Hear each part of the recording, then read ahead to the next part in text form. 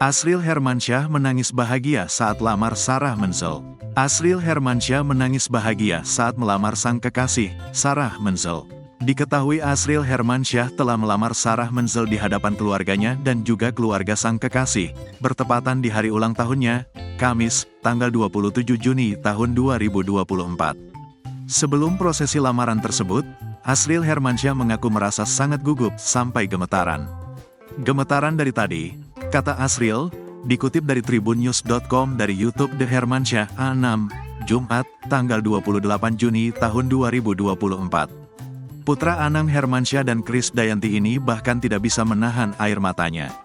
Aku juga nangis tadi, ujarnya. Asriel pun mengungkap alasan dirinya menangis lantaran suasana yang dibangun saat lamaran itu terasa sangat mendukung.